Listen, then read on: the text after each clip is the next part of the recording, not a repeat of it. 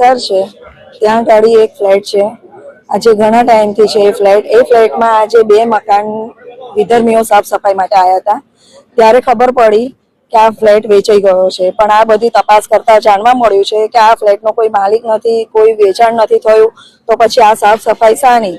તો એ લોકોને પૂછવામાં આવ્યું ત્યારે વિધર્મીઓએ જવાબ આપ્યો કે ભાઈ આ ફ્લેટ તો અમે લઈ લીધો છે.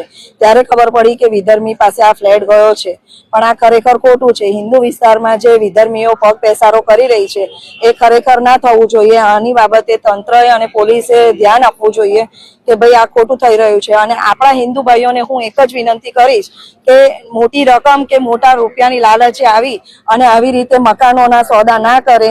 અને આજે હિન્દુ વિસ્તારમાં જે અશાંત ધારા ફેલાઈ રહી છે એ આ વિધર્મીઓ ખિલાફ તાત્કાલિક પગલાં ભરવા જોઈએ અને આના ખિલાફ અહીંયા જ આ કામ અટકાવવું જોઈએ. અમે રજૂઆત માટે એટલે આવ્યા છે કે પ્લોટ કોઈના છે નથી, લીગલ છે ઇલીગલ છે, જે પણ છે અમને એ માંગ છે કે અમને ખબર પડે કે આ પ્લોટ લીગલ છે ઇલીગલ છે.